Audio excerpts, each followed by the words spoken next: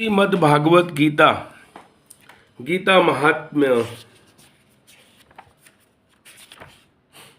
जो मनुष्य शुद्ध चित्त होकर प्रेम पूर्वक इस चरित्र गीता शास्त्र का पाठ करता है वह भय और शोक आदि से रहित होकर विष्णु धाम को प्राप्त कर लेता है। सो जो मनुष्य सदा गीता का पाठ करने वाला है तथा प्राणायाम से तत्पर रहता है उसके इस जन्म और पुनर्जन्म के किए हुए समस्त पाप निसंदेह नष्ट हो जाते हैं। अथ षोडशो अध्यायः 16वां पाठ। श्री भगवान उवाच। श्री भगवान बोले, भय का सर्वथा अभाव, अंतःकरण की पूर्ण निर्मलता, तत्व ज्ञान के लिए ध्यान योग में निरंतर दृढ़ स्थिति और सात्विक दान और इंद्रियों का दमन, भगवान देवता और गुरुजनों की पूजा तथा अग्निहोत्र आदि उत्तम कर्मों का आचरण एवं वेद शास्त्रों का पठन पाठन तथा भगवान के नाम और गुणों का कीर्तन, स्वधर्म पालन के लिए कष्ट सहन और शरीर तथा इंद्रियों के सहित अंतःकरण की सरलता, मन वाणी और शरीर से किसी प्रकार भी किसी को कष्ट ना देना, यथार्थ और प्रिय भाषण, अपना अपकार करने वाले पर भी क्रोध का न होना, कर्मों में कर्तापन के अभिमान का त्याग, अंतःकरण की उत्पत्ति और अर्थात चित्त की चंचलता का अभाव, किसी की भी निंदा आदि न करना, सब भूत प्राणियों में हेतु रहित दया, इंद्रियों का विषयों के साथ संयोग होने पर भी उनमें आसक्ति का न होना, कोमलता लोक और शास्त्र में शास्त्र से विरुद्ध आचरण में लज्जा और व्यर्थ चेष्टाओं का अभाव, तेज, क्षमा, धैर्य, बाहर की शुद्धि एवं किसी में भी शत्रु भाव का न होना और अपने में पूज्यता के अभिमान का अभाव, ये सब तो हे अर्जुन दैवी संपदा को लेकर उत्पन्न हुए पुरुष के लक्षण हैं। हे पार्थ, दंभ, घमंड और अभिमान तथा क्रोध, कठोरता और अज्ञान भी ये सब आसुरी संपदा को लेकर उत्पन्न हुए पुरुष के लक्षण हैं। दैवी संपदा मुक्ति के लिए और आसुरी संपदा बांधने के लिए मानी गई है। इसलिए हे अर्जुन तू शोक मत कर, क्योंकि तू दैवी संपदा को लेकर उत्पन्न हुआ है। हे अर्जुन, इस लोक में भूतों की सृष्टि यानी मनुष्य समुदाय दो ही प्रकार का है, एक तो दैवी प्रकृति वाला और दूसरा आसुरी प्रकृति वाला। उनमें से दैवी प्रकृति वाला तो विस्तार पूर्वक कहा गया।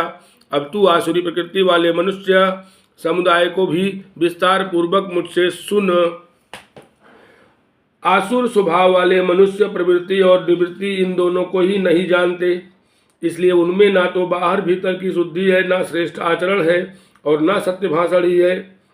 वे आसुरी प्रकृति वाले मनुष्य कहा करते हैं कि जगत आश्चर्य रहित, सर्वथा असत्य और बिना ईश्वर के अपने आप केवल स्त्री पुरुष के संयोग से उत्पन्न है।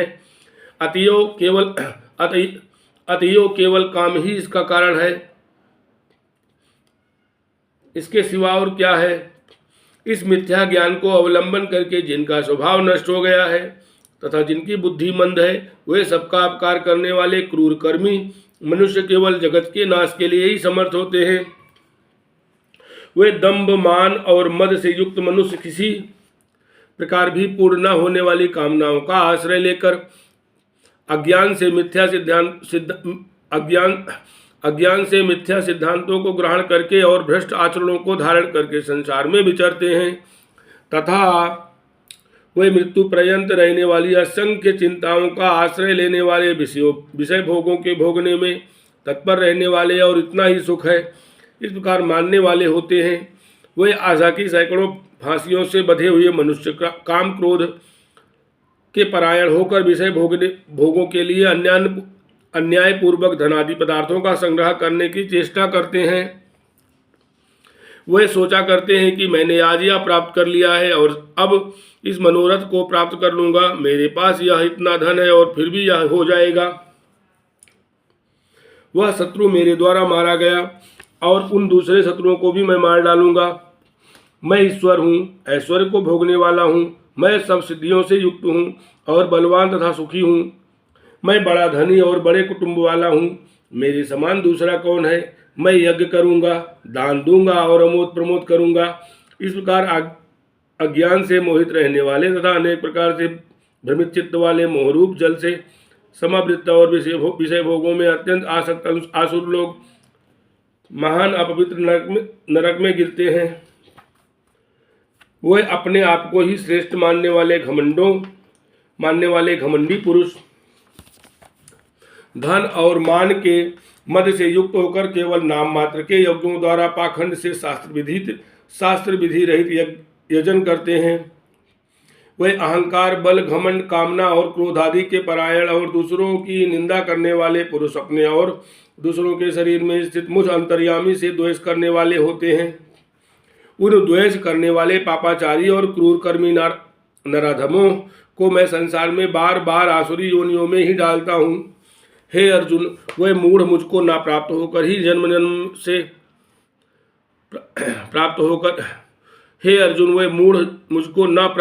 ही जन्म जन्म में आसुरी योनि को प्राप्त होते हैं, फिर उससे भी अति नीच गति को ही प्राप्त होते हैं, अर्थात घोर नरकों में पड़ते हैं।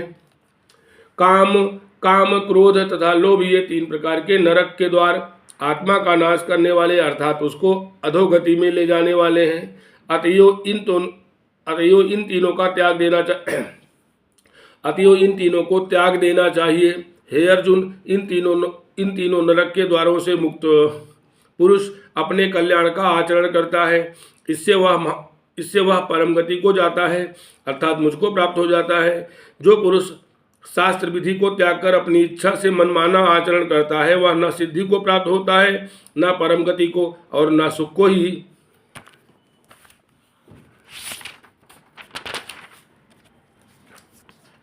इससे तेरे लिए इस कर्तव्य और अकर्तव्य की व्यवस्था में शास्त्र ही प्रमाण है। ऐसा जानकर तू शास्त्र विधि से नियत कर्म ही करने योग्य है। अथ षोडशो अध्यायः समाप्तः।